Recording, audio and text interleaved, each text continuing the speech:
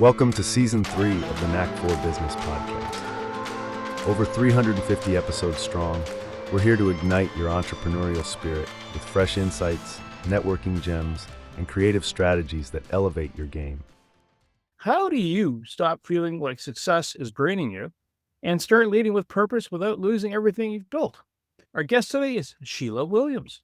Sheila is a Canadian mindset coach who helps high-functioning midlife men reignite their spark without burning down the life they've built.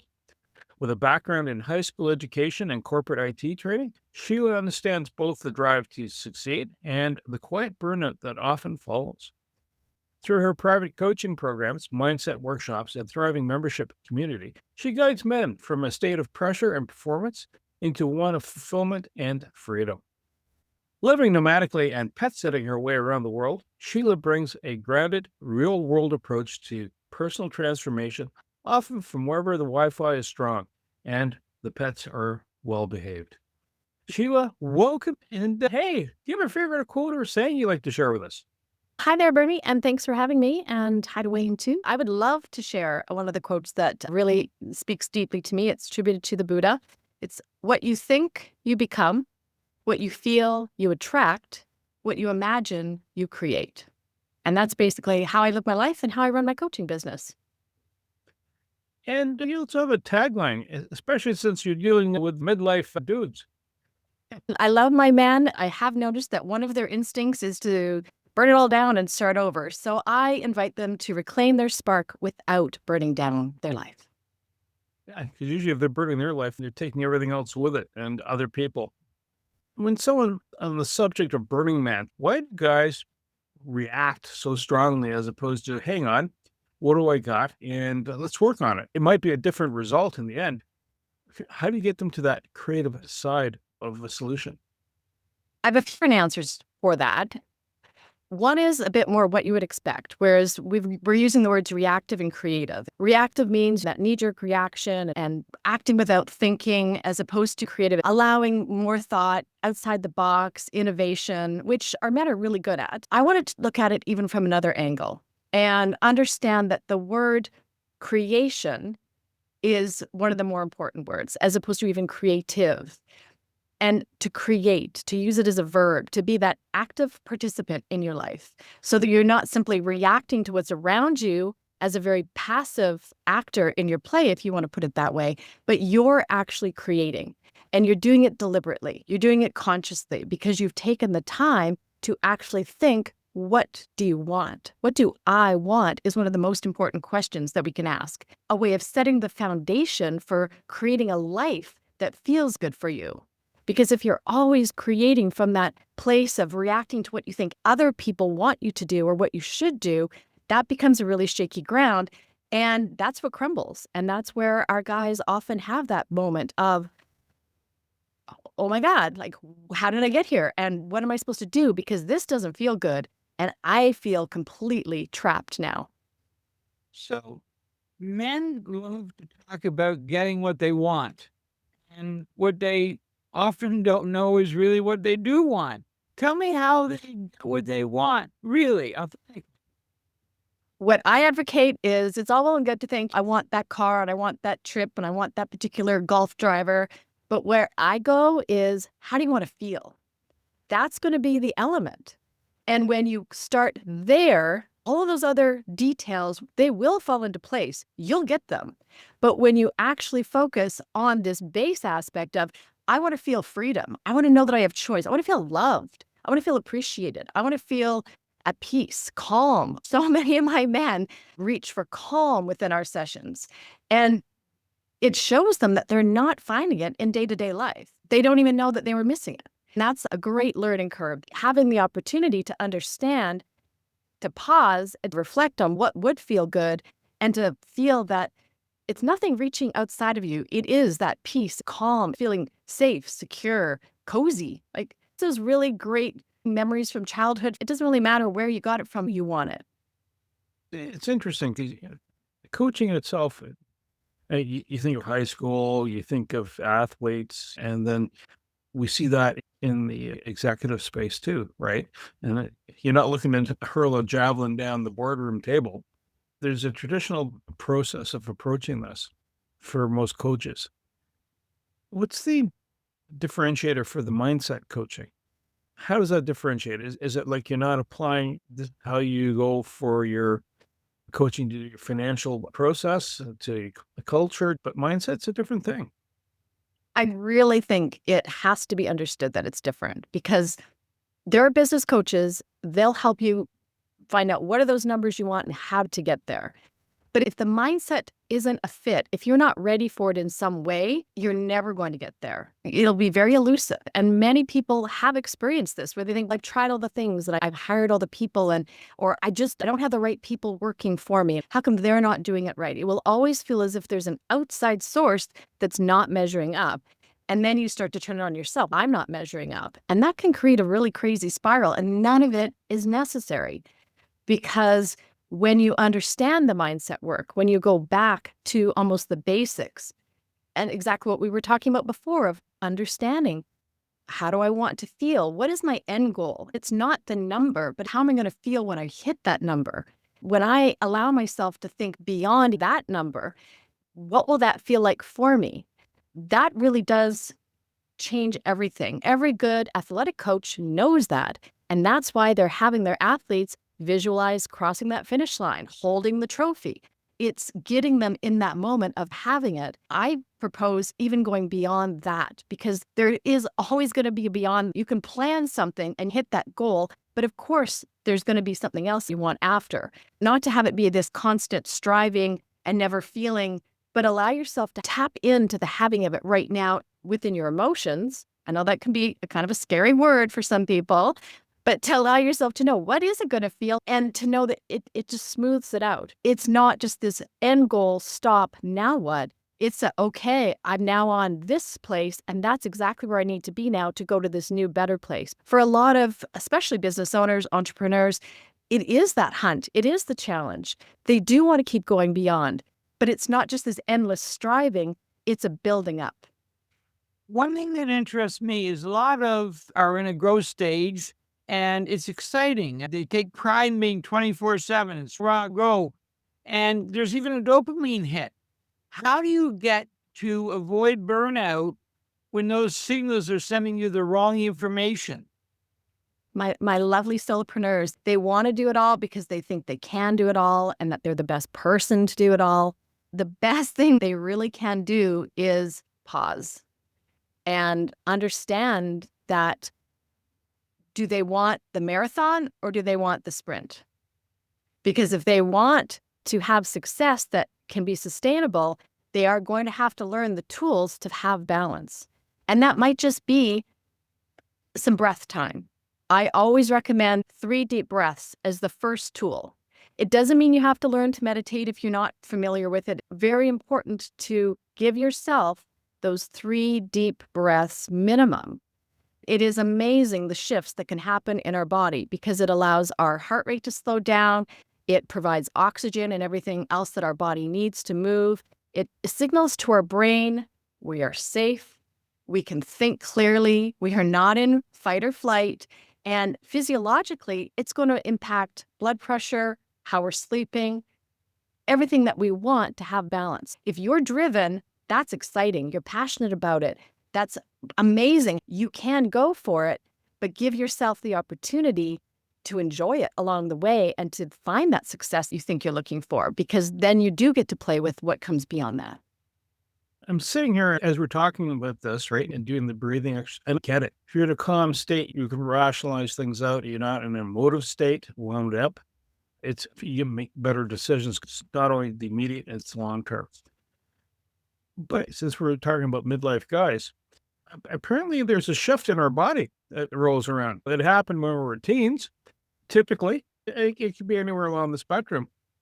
How do you help a person? Because they're outside forces, like you can realize, hey, listen, I'm tired of doing the same old, or something's not working, or I'm seeing results either with the family or the business. How do you, from the mindset perspective, start sifting out, okay, you didn't get enough sleep. So you're hangry, right? Not enough food, not enough sleep. These are culminators that make you a little more irritated.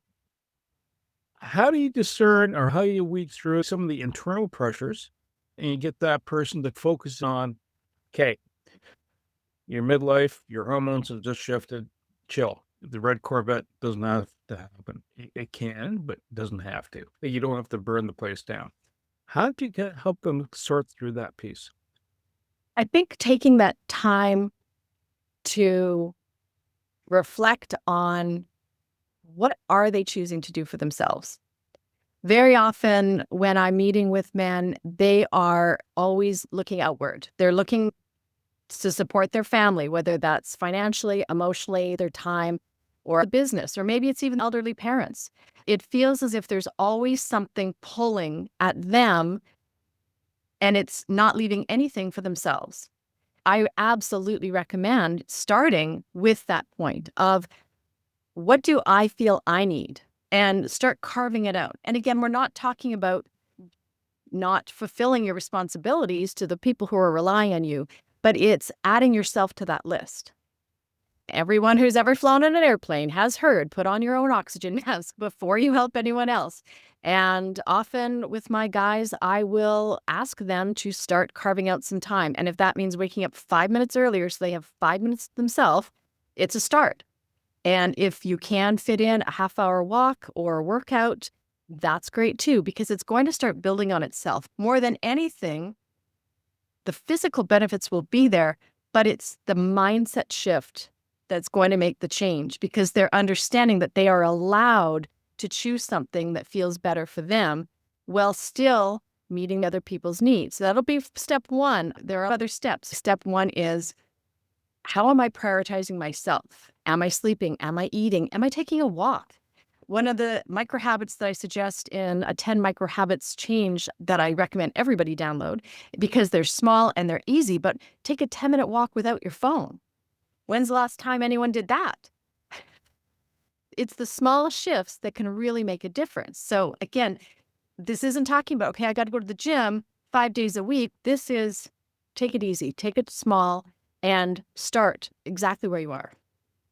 One thing that interests me as a coach is how gender specific it seems.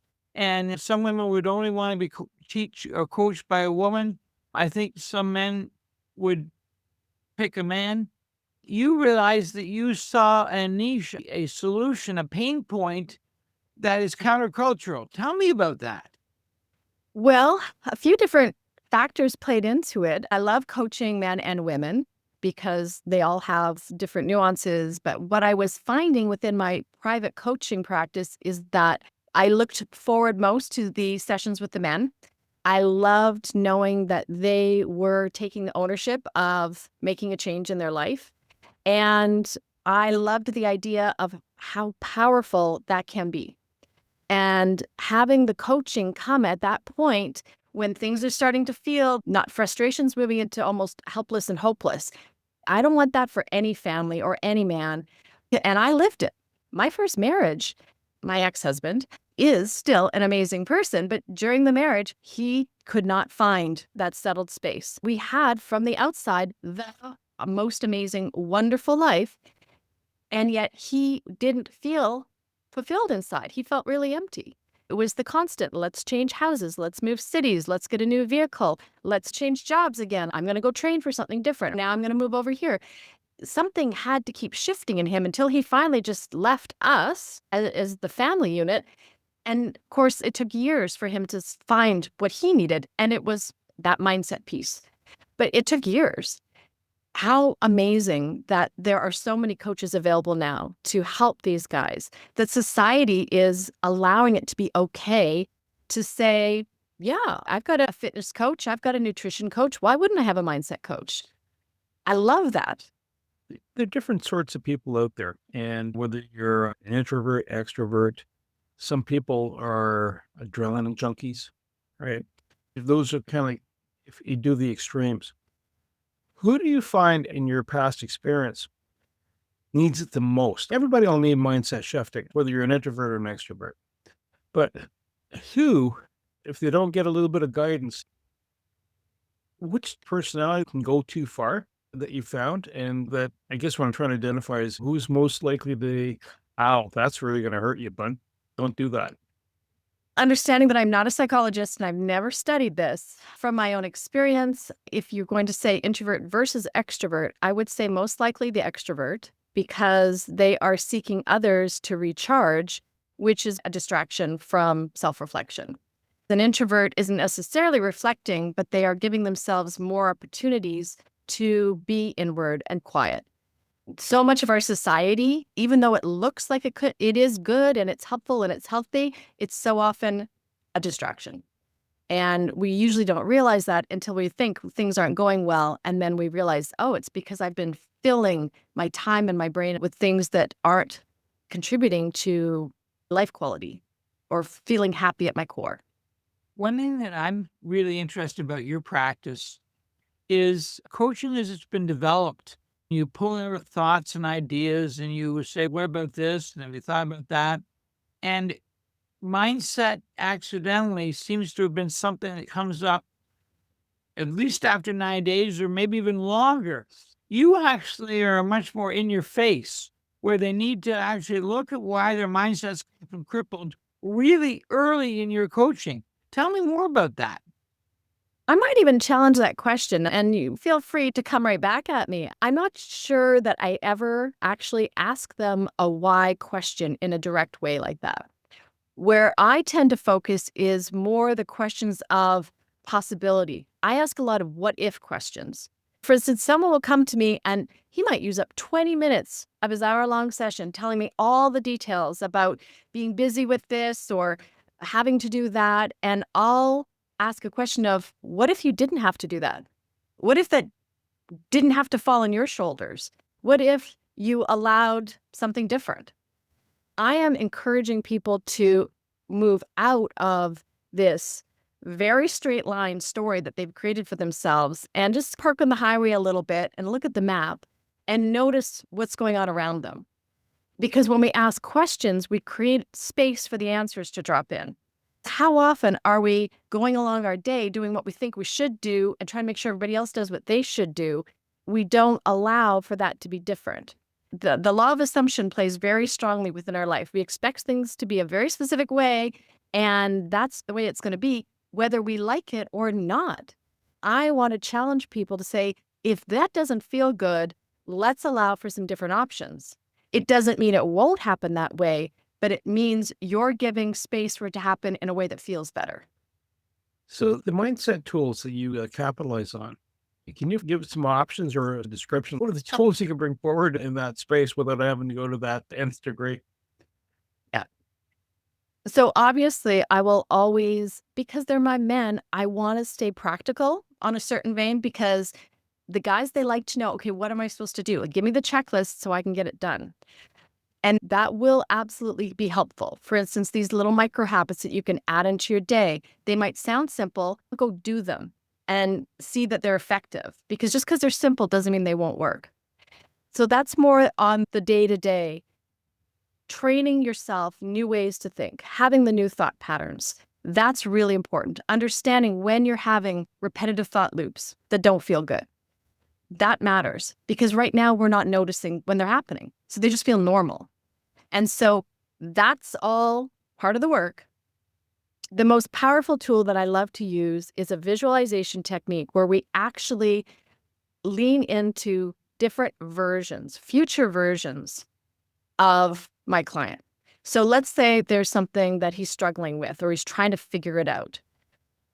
I walk him through this process where he can allow himself to imagine his future self, not that far in the future. Maybe it's a week, a month, whatever the time frame is of this particular problem. And this version has a little bit more information, or he's a little bit further along and he knows that it's going, and he's got the information that everyone's been waiting for. And then we might actually create another version just a little bit further ahead where everything is going well and it's at another point. And the last version will be the one at the end point, or maybe even beyond it. In fact, it's already old news because it was so easily wrapped up, it's just no big deal. Even if someone thinks, I don't really do visualization, if I tell you to think of a blue front door of the house, you can do it. It creates a pathway between you and that successful endpoint of what you're looking for. Current you thinks this is hard. There's too many moving pieces. People aren't getting back to me. I don't know how it's going to happen. It's letting you team up with those future versions. And they've got the information. They've got the check marks done. And again, if you've never done it, it might sound a little out there, but the men I've used it with, they are the ones who've said, I can't visualize, don't even try. They love it because we can connect with the emotions about having it feel figured out. And that changes everything. This is you connecting on an emotional level with that version of you. It's just the one that doesn't feel like this is a really big hurdle that has to be overcome. Is somebody seeking out coaching and they tell you, things are out of control. I just don't know how to get back in control. It's all about control. And what you find out is they're confusing what's in their control and what's out of their control, and they don't have divine powers. Walk me through that, about how they can separate what is internal to their abilities and what is external. Wayne, what I like to challenge people with is to understand that the only thing within their control is their reactions to what's going on around them. And that can be a really new idea for people because they're used to feeling as if they can control everything. The idea of not being in control of everything and everyone around them can actually feel really scary. What you have within you is the most important piece of having your power, because you don't want to necessarily be in control. You want to be empowered in order to make the right decisions, to react in the ways that feel better for you and that ultimately are going to be best for your life, the people around you. And you're going to be bringing the best of yourself to those situations when you allow that idea that I don't have to control anything. And it's not that you don't have to, it's that you can't. So you can learn to feel more comfortable with it. And when you understand that you can't and that you don't have to keep trying, that all of a sudden allows ease. You feel lighter. You actually feel more free. And everything has a bit more flow and energy as opposed to trying to constrict it and push everything through that control button. It's all happening exactly as you want it to. It's almost like riding on the waves that just is working. And it might not all be perfect, but it is all working. Instead of you having to push all the time, it is just allowing. Yeah, you can't control everything. Don't try to pull all the strings at the same time. You can't, physically, emotionally, and mentally. It's almost akin to living a nomadic life. Right now, I know where my house is. There it should be. There I go. That's where my mail goes. Government likes to be able to find you, to not find you. Renew your plates, tax return. Everybody wants to own a business. There's got to be a brick and mortar place. You can still be nomadic. I get that piece. But being nomadic means that a year from now, 2 years from now, it's in a different part of the country, different part of the world. Does that lifestyle that you're leading help you continuously stay in tune? And is that the perspective that your clients should have? They don't have to move around. Is that something every once in a while you just do a kind of reset going, yeah, you know what? Doesn't matter. It's all good. There's no question that living nomadically does support me as a coach who empowers her clients. That is very important. But why does it matter? I believe it matters because I'm modeling what I teach. I used to be in corporate. I had 3 kids, a mortgage, all the things that you're supposed to do. I did them all. I had the garage, a minivan. And yet I also felt trapped in many ways and in survival mode. I allowed myself to understand that when the kids are out of the house, I did want to have more choice. I wanted to have more freedom. And I put it out there. When the kids are gone, I can have these things. Then I started to understand, and I didn't have nearly as many tools as I have now, but I at least had some understanding that I could allow myself to start having those feelings right then. So I could have more freedom. I gave myself the chance to take a little bit more time for me, to go to a concert if I wanted to. Instead of having that mindset of I never get to do things for me, I started to allow that idea, of course I can. And it's maybe going to be on a smaller scale right now because of my outside responsibilities, but I can do it and I can let it be easy. And it evolved very naturally, very easily. It was quite a surprise that I have had this life. And the surprise was that it happened so easily. And 5 years ago, me might not have even considered the possibility. It's almost 10 years ago, me now would have just laughed if you'd said, are you going to be a traveler? Are you going to do this or that? Never in your wildest dreams. And yet it did evolve naturally. I did not try to figure it out. I did not make it happen. I allowed it to happen. A lot of that is tuning into, how do I actually want to feel? How can I feel that now? Because if you think, I want to travel, but I can't because of all my responsibilities, you can understand, why do you want to travel? What about that feels appealing to you?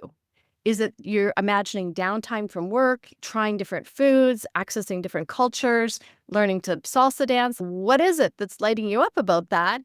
Go do that right now, because you can carve time in your life right now to start having those experiences. Here's where a lot of people get hung up. If I do, that means I won't get to travel. Here's where I like to add a little new information, possibly. If you do that, you're going to feel happier. You're going to feel lighter. You're going to feel less stressed out. So no matter what, you're happier. And this happier version of you is going to start prioritizing, allowing a little bit more time off, or maybe delegating a few more tasks because you like the idea of leaving the office at 4:30 on Friday instead of staying till 7. And eventually, it might be quick, but it might not be. You will travel because you're creating the mindset right now of someone who prioritizes himself and what feels better. You've made part of your journey is you had a background in IT, which is very left and right, switch on, switch off. And now the coaching is all considered woo. Yet you believe this IT world helped you with coaching. Tell me that story. Well, one little caveat is I was a corporate trainer at an IT company, a couple different ones over the years. And so I was certainly immersed in the world. They were both small business owners and right in there with watching the growth and the build of the pressure. Anyone who knows IT knows that the work is never done. It was fascinating to me to see how there was so little balance. The techs were working through all their breaks, trying to get all the service tickets done. The management were trying to put out fires. You bring in a new business, making sure everyone's happy. If you work at IT, you can't control things because there's so much going on. So it's always in your face that you're out of control. In my role as a corporate trainer, had many different duties, but one of them was to help with that internal education. And so I would run lunch webinars and help plan the corporate retreat to give everyone tools to understand it is okay to stand up. It is okay to go for a walk. It is okay to take a few breaths to change focus. Like most of the techs, their downtime was to sit and scroll on their phone while sitting at their desk, waiting for something to update on the client side. That's not a break. The burnout there is so high. It's a great reminder of taking some time to create balance. It's going to keep everybody more productive and the company more profitable. Because when you're burning everybody out, they're quitting, and now you're going through that rehiring process. And I'm sure, is there anything more expensive or a waste of time than having to do an unnecessary hiring process when it could have been a sustainable employee who knows they're burning out?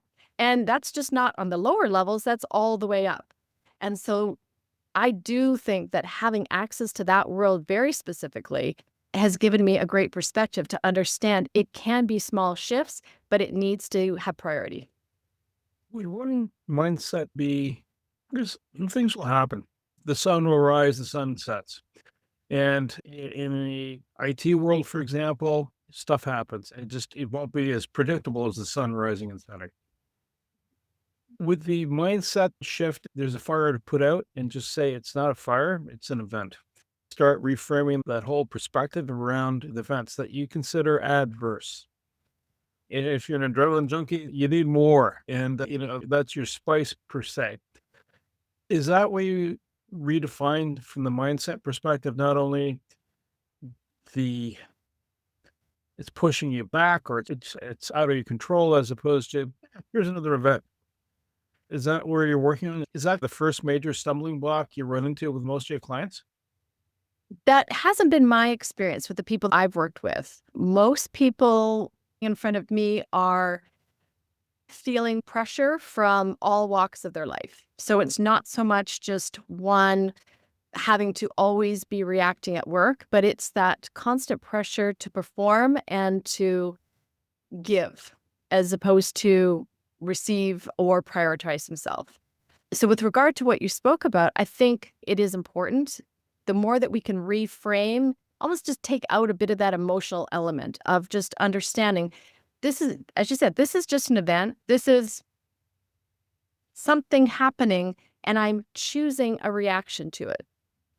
And that really does go across work or home because we can understand and have an awareness of what reaction am I choosing? What emotions am I choosing to feel about this? And having that awareness, we create a space and time with a pause and understand, is this what serves me or the situation best? Or can I choose something differently? This is where the tools help, not having it be a one and done habit change. This is something to practice. Just as we want emergency personnel to be calm, cool, and collected when they show up on an emergency scene, as opposed to us, it's a learned skill and it can be learned. For us to understand, we're bringing our reaction and emotion to the situation. We can choose something different.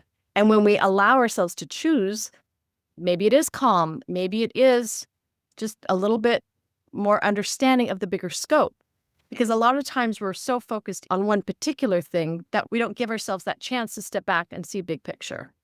And sometimes it is just those 3 breaths that will give you enough time to do that. Let's step out, and now we can bring in maybe new people, new resources, new tools, even just to allow a reduction of the pressure of time. We put a lot of pressure on ourselves that everything has to be done immediately. That email comes in, you've got to answer immediately. The phone rings, you've got to answer it right now. Even just offering yourself that chance of, do I need to answer that right now? It creates just that little bit of space because we're so often shifting our focus these days that it keeps us in that fight or flight. And I think all of that builds towards what you were speaking about, where we are feeling as if everything is a fire that needs to be put out. And usually it isn't. Are excited about how people build rather than rebuild and not burn the house down. And you've suggested that their natural temperament is to want to burn the house down. No one wants to feel like a wimp or a victim. How do you help them reprioritize and evaluate to help while they're still in that job or that marriage or that whatever the blank is? I think the place to start is to understand what they think they have and what they think they're missing. And that's our starting block, because from there, we can start to ask those questions and allow some different perspectives to come through. We like to think we're right. And we like to think that what we think is true, that it's a fact. I have many examples of just with one simple question, I can have the guy think, I guess I might not be right. And it's not about being wrong. It's about, I hadn't thought about it that way. I hadn't looked at it from that way. I hadn't really considered that was also happening, which makes everything that I'm basing my decisions on actually not accurate. And that perspective shift can often be a game changer. It's like unlocking doors that you didn't even know were there. And so it doesn't have to be a straight path of how do I get from this place that is terrible? How am I supposed to feel better without losing it all? To understanding there are a million ways. We just have to pick one at a time and allow it to feel a bit better. Asking for help can be the biggest shift because they're scared sometimes of what it might be. What if I choose to feel better and it means that everything goes away? They don't want to feel like the bad guy and they don't want to start over. And they don't want the judgment from everyone else or even for themselves, but they just don't know where to start. And so that's what coaching can do. It gives you a place to start and one next best step at a time. Is there a geography you tend to spend more time in than others, being the nomad? And also, how do we reach you? I am Canadian, very proud Canadian. I do work with people all over the world. I have clients in UK, South Africa, a lot of wonderful Americans as well. So it's fun to know that I can work with anybody, no matter where I am. And people can reach me through my website. I am happy to book a free half-hour consultation. I'd love to just get on and talk with someone. I'm just a person, and I'd love to find out who they are in a very open, non-judgmental space, because that's something our guys don't always feel they have. People can reach me at SheilaWilliamsCoaching.com. And my email address is Sheila@SheilaWilliamsCoaching.com. I want to say thank you to Sheila Williams, my co-host Wayne Pratt, and you, the Knack for Business listeners. So, you're at that point in time in your career that you're going, what the heck? Have a chat with Sheila. Even if you don't have to hit the brick wall to have that chat. If you're just trying to figure out, not going 100%, reach out to Sheila. She'll have a conversation. If she can help you, she'll tell you. To reach the podcast hosts, email them at info@creativeinsight.com or by the website creativeinsight.com, spelled KREAVINGHT.com. To reach Wayne at his email, wayne@motive8u.ca, that is MOTIVE, the numeral 8 and the letter u.ca, or his website, motive8u.ca. If you would like to be a guest on this podcast and share your knowledge, let us know. We would also appreciate your feedback on the content or format. Check the show notes for more details. For these podcasts, we like to acknowledge the support and thanks to the following people. Carl Richards from Podcast Solutions Made Simple, a renowned podcast expert. Fred Crouch, who is the Property Wizard podcaster, where Bernie is a co-host. Jovan Strika from At Hive, a co-working space that is more than just a space. Then Melanie Weber, Bernie's invaluable business partner, and Wayne Pratt from Motive 8U Inc., who serves as both a coach and co-host of these podcasts. Disclaimer: please note that the Knack for Business podcast episodes are meant solely for educational and general informational purposes. The information and opinions contained within are not intended to be professional advice on any subject matter. The thoughts, views, and opinions expressed by the participants are their own personal beliefs and do not represent the views of the podcast hosts or any affiliated organizations. It is important to note that this podcast is not a replacement for consulting with certified experts in your area who possess knowledge of your unique situation. The hosts of the podcast, along with any participants or affiliated groups, do not take responsibility for any actions taken or not taken based on the information presented in this episode.